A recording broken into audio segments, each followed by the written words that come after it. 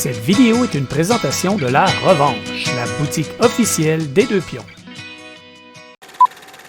Est-ce que comme ça, je suis présentable ou oui. l'air cave? Ben non. As-tu l'air du penseur? Non. Comme ça? Un petit peu. Salut tout le monde.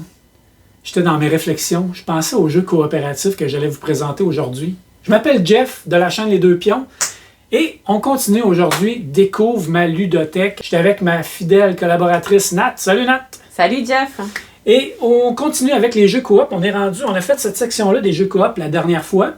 Et là, on est rendu ici, dans ces 4 carrés-là. Et comme vous pouvez voir, ces 4 carrés très bien remplis. Donc, ce qu'on va faire, on va diviser ça en 2 épisodes pour que ce soit plus rapide, plus digeste, moins lourd. Et on va commencer ça tranquillement ici, avec un jeu qui fait mal aux yeux, un peu bizarre, qui s'appelle Waveland. Un jeu étrange, qu'il n'y a pas beaucoup de gens qui connaissent, mais qu'on a eu beaucoup de plaisir à jouer. C'est un jeu d'ambiance, je vais dire ça comme ça. C'est un jeu collaboratif. On va faire 2 équipes. On va s'affronter, une équipe contre l'autre équipe, un peu à la Codename qu'on va parler tout à l'heure, ou dans l'autre vidéo plutôt. Dans Waveland, qu'est-ce qu'on va faire? On va avoir un mécanisme bien spécial où on va avoir une espèce de roue qui va déterminer l'ampleur de certains thèmes. Et on va avoir 2 cartes. Les 2 cartes vont dire 2 opposés. En fait, on va avoir une carte avec 2 opposés dessus, je devrais dire plutôt. Donc, la carte, ça pourrait être, par exemple, bien et mal. Et là, on va tourner la roulette et en donnant un indice, on va essayer de faire découvrir aux autres joueurs de notre équipe où est-ce qu'on doit situer la petite aiguille. Je vais vous montrer dans pas long, vous allez comprendre.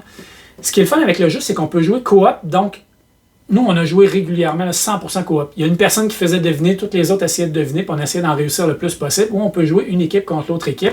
Je vous montre tout de suite le fonctionnement du mécanisme. Voilà, je l'ai dit. On ouvre la boîte, on a un insert en plastique et un petit module comme ça, qui rentre très très bien dans la boîte, comme ça ici, dans lequel on peut ouvrir et on a une espèce de roue qui tourne de même avec un indicateur de valeur allant du plus fort ici, où on voit le 4, au moins fort, où on voit le 2. Et il y a des zones qui sont complètement blancs. Et là, on va prendre des cartes comme ça au hasard et on va placer la carte ici. Je vais continuer avec mon exemple, même si ce n'est pas la bonne carte. On place la carte ici. Et mettons que ce serait bien et mal. On va fermer ça ici, bien et mal. Bien, c'est vers ici et mal, c'est vers là. Donc, ce qu'on va faire, le joueur qui a la job de faire deviner où on doit placer l'indicateur, va tourner ça en secret, va le révéler, il va voir où est-ce que les points sont placés dans cette zone-là et il va donner son indice. Par exemple, si les points sont placés beaucoup vers ici, on va essayer de dire un indice qui est vraiment très très bien, comme le bien suprême. Mettons, là je ne veux pas dire de niaiserie, là, mais mettons Dieu, pour ceux qui croient en Dieu. Donc, le bien suprême. Fait que là, les autres joueurs vont parler, déterminer, puis là, ils vont venir sans voir c'est quoi la valeur ici parce qu'elle est cachée. Ils vont venir placer l'indicateur. Par exemple, là, Dieu, on va le mettre ici. Et ils vont révéler et on va voir si ça tombe sur des points.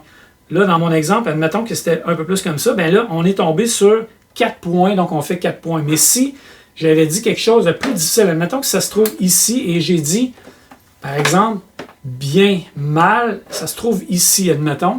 Et là, je vais dire Nathalie. Oh, Nat, ça c'est bien ou c'est mal, difficile à dire. Ou par exemple, faire mal à un enfant. Ça, c'est pas bien, c'est vraiment pas bien. On va mettre ça ici. Des affaires pires que ça. J'ai pas dit assassiner quelqu'un.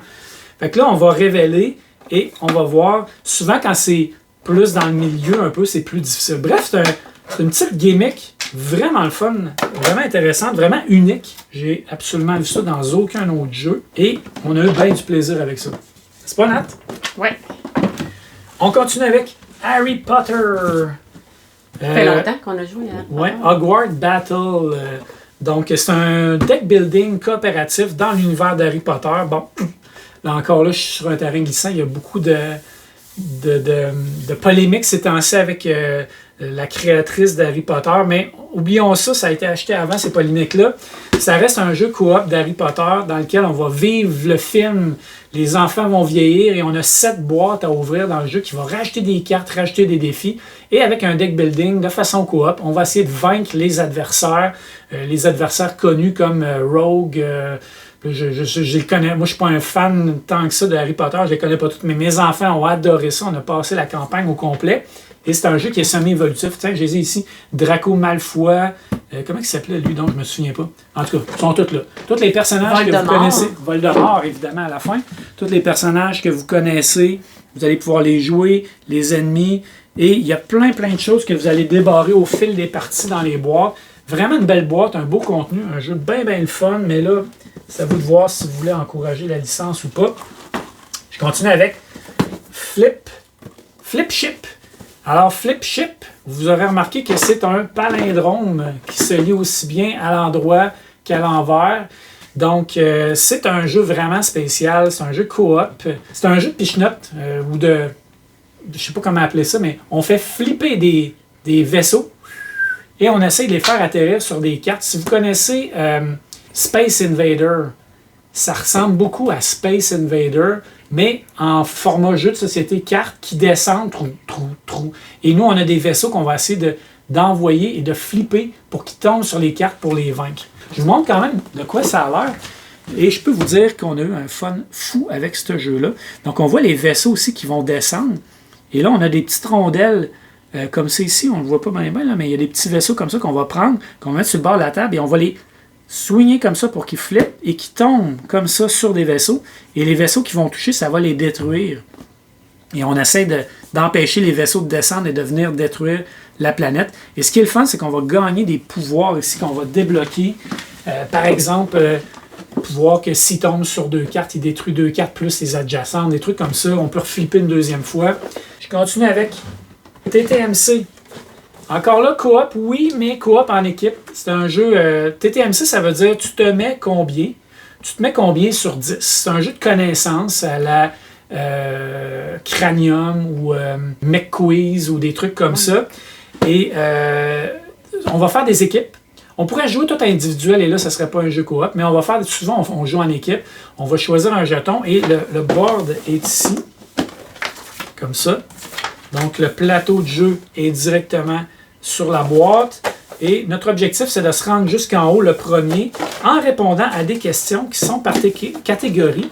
Et ce qui est le fun là-dedans, c'est tu te mets combien? Donc, souvent, nous, on va jouer en équipe. C'est pour ça que je l'ai mis dans mes coops. Et là, ils vont nous dire, tu te mets combien en schtroumpf, par exemple? Est-ce qu'on connaît bien l'univers des schtroumpfs, Nat? Oui. Pas si pire, hein? Oui. Pas si pire.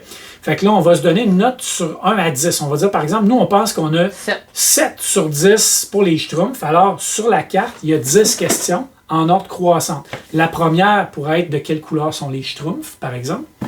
Et la dernière pourrait être quel est le nom du deuxième dessinateur des schtroumpfs, des trucs comme ça, presque impossible à deviner ou à savoir quand tu es vraiment un fin connaisseur. Et si tu réussis, ben, tu vas avancer du nombre de cases que tu as misées. C'est vraiment un jeu vraiment super le fun, mais pas mal plus difficile qu'il en a l'air. Souvent, on pense qu'on est bon, puis là, on a des questions. On fait comme, oh, tabarouette, ok, c'est plus dur que je pensais. Surtout les questions scolaires, là. Ouais, il y a des questions plus dures qu'on pense.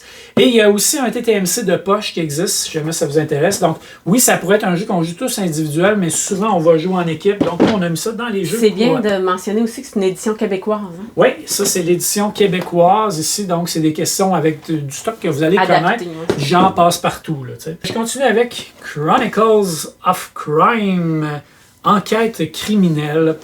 Ça, c'est vraiment particulier. Si vous aimez les jeux d'enquête, vous allez adorer Chronicles of Crime parce que ce qui est le fun dans ce jeu-là, c'est que ça va marier un petit peu la technologie avec le board game.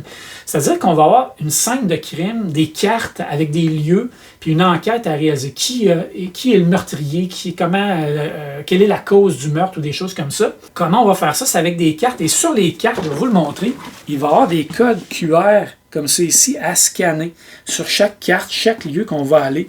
Et selon le scénario dans l'application, selon le scénario qu'on a choisi, ça va révéler des informations. Souvent, ça va être des personnages qui vont parler, des fois, ça va être des textes. Et vous allez pouvoir avancer l'enquête et découvrir c'est quoi le crime, qui l'a commis, tout ça. Et il y a aussi un mode avec des lunettes que tu peux mettre.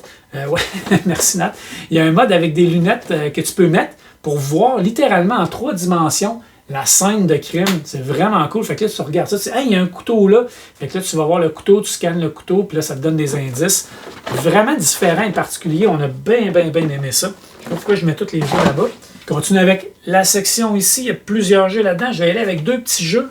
On a The Game et The Mine. Commençons avec The Game. C'est 2 jeux qui se ressemblent un petit peu. The Game, c'est un jeu où on va collaborer pour essayer de placer des chiffres sur des piles en ordre croissant, de 1 à 100, tout simplement. Rien de plus compliqué que ça. Mais on ne pourra pas se parler. Fait que là, il faut comme estimer, jouer au bon moment nos cartes pour réussir à atteindre l'objectif. C'est simple, c'est sympathique. Il y a un petit mode avancé aussi dedans avec des cartes un petit peu plus complexes. Mais on a The Mine. The Mine qui est sorti un petit peu après, qui est vraiment spécial. Même principe que l'autre. L'idée, c'est tous les joueurs collaborent pour placer leurs cartes en ordre croissant du plus petit chiffre au plus grand chiffre. Mais la particularité, parce que j'ai dit que là, on ne pouvait pas parler, mais on peut parler sans se dire nos chiffres. Mais dans celui-là, on ne peut vraiment pas parler. On ne dit pas un mot. Et il faut, avec notre esprit, essayer de connecter avec le joueur ou les joueurs qui jouent avec nous pour savoir quand on doit jouer notre carte. Et là, on ne parle pas. Et là, maintenant, j'ai un 12. Là, j'attends. Est-ce que quelqu'un a moins qu'un 12 dans ma tête? On dirait que non. OK, je vais jouer ma carte. Là, l'autre va jouer, joue son 14, ainsi de suite. Et là, quand on se trompe, on perd des vies. Au début, on commence avec une carte, 2 cartes, 3 cartes, puis à la fin, on finit avec 12 cartes. C'est très difficile, mais c'est vraiment spécial, vraiment le fun. Vous essayerez ça avec vos enfants, ils vont triper, ils vont adorer ça. Vraiment intéressant. Je continue avec Subterra. Subterra 2. Parce que oui, il y a un Subterra 1, la boîte est bleue. Dans Subterra, tu as des espèces d'aventuriers qui rentrent dans une grotte souterraine et on essaie d'aller trouver des clés ou des joyaux, des artefacts et des richesses et de ressortir à temps avant de se faire piéger ou avant de se faire tuer par les gardiens du temple. Mais ça, c'est le deuxième. Lui, c'est le volcan en feu, en éruption. On a beaucoup aimé Subterra. C'est vraiment le fun. Ce qui est le fun dans Subterra, c'est la tension du jeu. On a un certain nombre d'actions. On a des personnages et les personnages ont tous des pouvoirs différents. Puis il y en a plusieurs. C'est le fun d'essayer des combinaisons différentes, de réussir à explorer le donjon parce qu'on doit tout explorer, trouver où est-ce qu'il est le temple, ramasser l'artefact, j'ai oublié c'était quoi l'artefact, c'est pas très important, et de réussir à ressortir, parce que dès qu'on prend l'artefact, comme dans Indiana Jones, tout se met à shaker, et là, le volcan entre en éruption, et là, la lave se met à couler, puis il faut fuir assez rapidement pour sortir avant qu'on soit comme brûlé par la lave, on se fasse fondre. Pas facile, mais c'est vraiment le fun. Non, effectivement, c'est pas facile. Il y a des combinaisons plus fortes que d'autres, il y en a plus dures que d'autres, il y a des... fait que c'est vraiment le fun comme jeu différent. Je continue avec V Commando. V Commando, c'est un jeu que j'ai acheté pour mon gars parce que, vous savez, si vous êtes parent comme moi, souvent on achète des jeux en se disant « Ah! Hey, ça, c'est parfait, je vais pouvoir jouer avec Philippe, mon garçon. » Fait que ça va l'amener autour de la table, on va pouvoir jouer à des jeux. Et ça, c'est un jeu coop, donc aussi des fois, quand vous avez des gens qui gagnent trop souvent, ça permet, là, on va gagner tous ensemble, donc pas de chicane. C'est un jeu de commando coopératif dans lequel on va essayer d'infiltrer les bases nazies pour réussir des missions. C'est pas un jeu où on va essayer de tout détruire, c'est vraiment le contraire. On va essayer d'éviter de sonner les alarmes. Ceux qui ont joué à Company of Heroes, je pense que ça s'appelle sur l'ordinateur, j'ai oublié le nom, mais en tout cas, c'est le même principe. Chaque personnage va avoir des pouvoirs, puis là, on va se déplacer furtivement, on va éliminer les ennemis, on va réussir les objectifs et on va sortir. C'est un jeu qui est super beau, qui est fait par un auteur français, qui a fait aussi le même jeu, qui a refait le même jeu avec le thème Assassin's Creed. Très, très beau jeu, vraiment bien réussi. La mécanique fonctionne vraiment super bien. On voit ici la carte, on a des dés, on a des pouvoirs, on a des objectifs. Il est super beau le jeu. Il est vraiment le fun.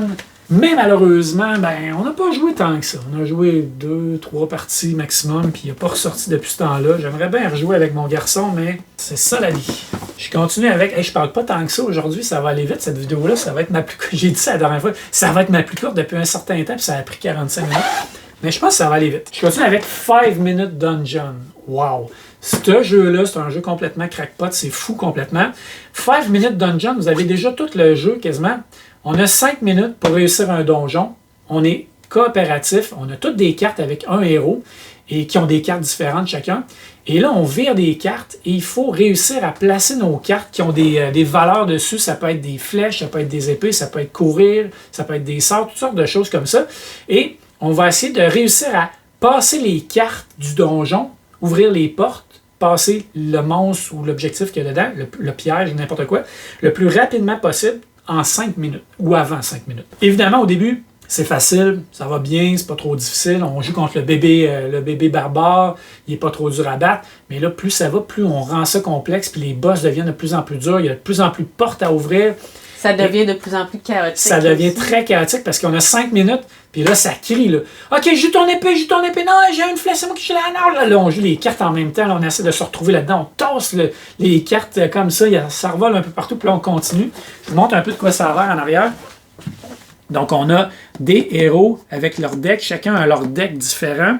On a des cartes à vaincre. Donc, ici, on voit que ça prend... faut courir puis envoyer une flèche. Donc, les joueurs peuvent, sans ordre précis, là, dès qu'ils veulent ou dès qu'ils peuvent, ils vont jouer les cartes. Des fois, on joue 2 fois la même carte. On les perd dans ce temps-là. Là, on a vaincu cette porte-là. Fait qu'on rouvre les portes une après l'autre. Puis là, on joue nos cartes. On repige des cartes. Et on a un boss tout le temps, comme le bébé barbare, qui est le premier boss. Lui, ça va prendre toutes ces valeurs-là pour le battre. Tout ça, et ça dit combien de cartes il va avoir dans le donjon. Tout ça en 5 minutes. Et il y a une application qui met du stress un peu là-dedans avec des voix, dont Will Witham, entre autres, des voix connues qui vont raconter un petit peu ce qui se passe dans le donjon. C'est vraiment le fun. On a eu beaucoup de fun. C'est un des jeux qu'on a le plus joué en famille. Un peu à la Escape aussi. Un peu à la Escape, oui, qu'on a parlé l'autre fois, qui est ici. Tu sais, c'est des jeux en temps réel. Là. Moi, il ne faut pas que je joue ça trop souvent parce que ouais, j'ai mal à la tête parce que ça crie. Puis mais les jeunes aiment ça. Là. Mais les jeunes adorent ça. Puis on a eu vraiment beaucoup de plaisir. Ça, c'est la version Deluxe Kickstarter. Il y a une version un peu plus cheap qui existe aussi. Ça fait le travail. Là. Mais si vous aimez le genre, si vous avez des enfants, famille, c'est vraiment excellent. Je continue avec Mine MGMT. Avec un look vraiment unique et particulier qui est basé sur des bandes dessinées. C'est un jeu coopératif, je dirais, faut chercher quelqu'un sur la carte. Ça fait penser un petit peu à Scotland Yard, où on cherche un criminel, tout le monde ensemble, et là, il y a des indices qui sont placés. Il faut réussir ça avant un certain temps. Et là, on a une carte très, très colorée avec plein d'indices visuels là-dedans. Et on va essayer d'éliminer ces indices-là pour essayer de retracer les déplacements du coupable et de le retrouver avant un nombre de tours limité. C'est un jeu qu'on a vraiment beaucoup apprécié. Un jeu qui a beaucoup de discussions. Ah, je pense qu'il a fait ça, puis on a beaucoup de déductions à faire. C'est un contre tous, hein? Il y en a un oui, il y a un qui va jouer la personne qui se cache, puis les autres vont essayer de découvrir où est-ce qu'il se cache. Un petit peu aussi, là, on en parlait l'autre fois, Not Alone, oui, mais l'île au trésor, là, où on essaie de trouver le trésor.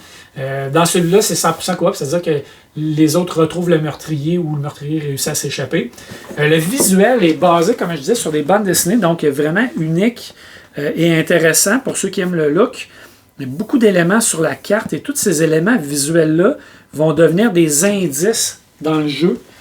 C'est un jeu que j'ai bien aimé, pour vrai. Il faudrait que j'y rejoue. Un autre, il faudrait que j'y rejoue. On est déjà rendu à l'avant-dernier. Je te le dis, Nat, ça va vraiment être ma vidéo la plus courte depuis un certain temps. On y va avec King of Monster Island. Si vous connaissez King of Tokyo et King of New York, eh bien ça, c'est le 3e King of Monster Island. Et cette fois-ci, c'est coop et j'ai adoré ça. Vraiment beau. Une belle boîte, le jeu est vraiment super le fun. Ça reprend les éléments de King of Tokyo, c'est-à-dire qu'on a des dés, on lance avec les valeurs, on a 3 chances de lancer nos dés. Mais cette fois-ci, on va se battre contre un big boss, un gros boss qui va se promener autour de l'île. Nous aussi, on va se promener autour de l'île. On va essayer de détruire ses minions, on va essayer de détruire le boss. On va ramasser des power-ups en chemin, donc des cartes qui vont nous donner de la puissance, tout ça. Et c'est vraiment le fun et le jeu est vraiment beau, vraiment magnifique. On a une île au centre où on va lancer les dés comme ça dans l'île et ça va donner les dés qui vont tomber, vont faire apparaître des minions du boss. Fait que là, le boss il est ici. Fait qu'il y a des boss qui vont augmenter en puissance, donc qui vont être de plus en plus difficiles. Et on a ces petits minions qui est ici. Fait que ça, c'est les dés du boss qu'il faut vaincre. Et on a nos dés habituels ici de monstres. Donc, les monstres vont essayer de battre ce boss-là. Et on a nos cartes de puissance avec les petits énergies, comme d'habitude dans King of Monster Island. Et ça, c'est vraiment le fun. Chaque joueur va choisir une carte d'acolyte. On va avoir chacun une carte, chacun le monstre. Puis, on va essayer de monter avec nos énergies là-dedans pour gagner des pouvoirs. Moi, je l'ai trouvé pas si facile que ça. Même au niveau difficile, on s'est fait torcher par le jeu une couple de fois. Steve a joué aussi, puis lui, il l'a trouvé trop facile. Il a joué avec son gars, puis il a trouvé ça facile. Fait que je sais pas trop, moi. C'est sûr qu'il y a de la chance aussi. C'est sûr qu'il y a de la chance, c'est sûr, il y a des dés, tout ça. Mais au-delà de tout ça, là, c'est un jeu qui est vraiment beau. Si vous avez encore là des enfants, puis moi, j'ai joué avec des adultes, puis on a trippé, là, OK? Mais si vous avez des enfants, c'est coop, c'est King of Tokyo, c'est coloré, c'est beau. Vraiment une belle recommandation en famille, là, vous allez adorer ça. Et je termine ça avec un tout petit jeu, une petite boîte ici qui s'appelle 50 missions. Et là, ça ici, c'est Ça se complique, c'est la deuxième boîte. La première boîte, ceux qui connaissent le jeu, est rouge, c'est 50 missions classiques. Ici, c'est la suite, la deuxième boîte de 50 missions, ça se complique. Donc, il vient rajouter des petites règles, qui vient complexifier un peu le jeu si vous le connaissez. Si vous ne le connaissez pas, c'est quoi 50 missions? Premièrement, c'est une belle petite boîte comme ça, avec les règles écrites dans le couvert de la boîte, avec des cartes missions, comme ça ici. Donc, on a des cartes missions, avec une mission à réussir. Par exemple, ici, il faut que les cartes au centre soient toutes 1 ou 7. On a des cartes à jouer dans nos mains, comme ça ici, avec des couleurs, donc jaune, rouge, bleu, vert, et des valeurs de 1 à 7, je crois. Ce qu'il faut faire, c'est sur des piles au centre de la table, on a 4 piles de cartes, il faut réussir les missions. On va voir, si je me souviens bien, on a 3 missions révélées et 4 cartes numérotées au centre. Et là, on va essayer de, chacun notre tour, de jouer des cartes pour réussir à compléter des missions. Là, je vous ai montré une mission qu'il fallait avoir des cartes de 1 à 7 sur les 4 piles de chiffres. Mais en même temps, on a peut-être une mission où ça prend toutes des couteaux suisses, donc des cartes rouges. Une autre mission où ça prend toutes des nombres impairs. Donc là, on essaie de réussir le plus de missions possible et on a des médailles qui sont placées à un certain nombre là-dedans. Et l'objectif, c'est de réussir 50 missions pour gagner la médaille d'or. Vraiment... Une belle découverte, ça. Hein? Oui, on avait vraiment aimé. Vraiment, c'est un jeu qui a très bien marché ici. J'ai joué à ça plusieurs fois. Ça s'amène bien, c'est un beau format, ça s'amène partout. Ça joue sur le coin d'une table, ça joue en camping. Puis c'est un bon défi, c'est vraiment le fun. Je vous le recommande. Puis ça, ben, c'est la version un peu plus complexe que le 50 missions. Mais si vous voulez, vous pouvez toujours acheter 50 missions réguliers et après ça, rajouter 50 missions, ça se complique pour corser vos parties un tout petit peu. Mais c'est un jeu qui est très très bien, très recommandé. Eh bien, savez-vous quoi? Je vais compléter la vidéo ici. C'est terminé pour aujourd'hui. Ça a pris combien de temps environ, Nathalie? 25 minutes. Ah, je pensais que j'étais dans le 15. Mais avec un peu de montage, là, je suis sûr que je vais arriver à 20 minutes. C'est quand même ma vidéo la plus courte depuis un méchant bout de temps. Si vous avez aimé la vidéo, faites un pouce en l'air. Abonnez-vous à la chaîne. Laissez-moi des commentaires. J'aime toujours ça vous lire. Je le sais que c'est votre série sur la chaîne des deux pions préférée. Alors, je continue. Je fais étirer ça un peu, mais on achève quand même. Et on se retrouve dans la prochaine vidéo où on termine les jeux coop. En souhaitant que j'aie juste mis des jeux coop, hein, parce que des fois, je me trompe. Puis, ben, c'est ça. Salut tout le monde, à la prochaine!